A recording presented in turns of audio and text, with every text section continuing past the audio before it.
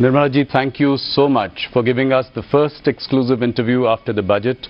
You've been very kind to us every year, and thank you so much for that. Millions of people are watching you across India through CNBC TV 18, CNN, and our News 18 channels across the country. First of all, congratulations on what is your 9th consecutive budget. No other FM has done it consecutively for so many times. I think it has also been a period which has been marked by a lot of turbulence. You've seen it all. You've seen the pandemic, you have seen some shooting wars and now tariff wars. And through it all, you have steered the economy. I think if you look at the bigger picture, a job very well done indeed. You know, it is one of the fastest growing economies in the world, any consequential economy in the world. You know, you've managed to keep fiscal discipline under check. You've also kept inflation well below 2%. So the big picture really looking good. I'll ask my first question, which I always do when I start. You know, if you look at the reactions of the budget, some people have called it a status quoist budget. People have called it a conservative, cautious budget. How do you react to this, you know, people saying no bold reforms this time? Of course, much is there in the fine print, and it is all coming out. The markets have, you know, come back today. So what was weighing on your mind when you were preparing this budget?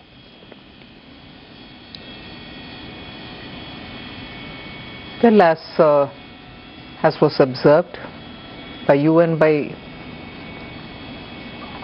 domain experts, not just in India, even outside, Indian economy's fundamentals are absolutely strong.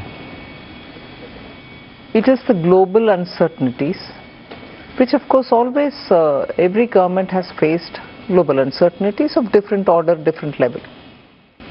But now the extent to which global uncertainties are bearing on countries and impacting decision making is of an order that we have never seen before. So certainly we had to keep that uncertainty in mind and plan for what is going to happen this year and what is going to commence in the next 5 years from this year. In that, a new finance commission cycle starts. And above all, like the Honorable Prime Minister said, this is going to be the first budget in the second quarter of 21st century, which is up to 2050. Yes. In between, closer to 2050, is 2047 when Viksit Bharat will have to be achieved. So, our direction, our goal are all set. So it was for us to, keeping in mind the global uncertainties, plan for 1, for this year, 2, for the entire finance commission cycle, and 3, leading up to Viksit Bharat, how do we want to take them? And that is why, slightly differently from every other budget, this time a lot more was said through Part B, right, which actually is unusual because it's not just the tax proposals taking us towards 2047. It also shows how we want the administration to respond, whether it's tax administration largely, or how the fiscal policy and other things are derived from it. And that is why I think this budget, everyone is welcome to have their view, and I respect that. And I try to understand why a certain perspective has come out. Even if it's criticizing it, I try to understand what is the basis from where they've come. But to have had Indian economy grow at the fastest rate from among major large economies, not just 1 year, not just 2 years, now for steady 4 years, it is the stability point that I want to underline. Prime Minister's political stability because he's in the third term. Yes. And also his understanding of how you respond to business has remained the same always. We have to be receptive, we have to enable, we have to remove we have to extend the red carpet but remove the red tape simultaneously, and ease of doing business. These are consistent policies. Tax certainty bring stability for businesses have been the core beliefs. It's almost a code for him. And that is why, remaining in his third term, he has given the message of stability through this budget. Just one last line on this particular observation is stability and also making sure businesses are able to do business in India at a time when global uncertainty is making decisions difficult for even businesses from outside to come into India.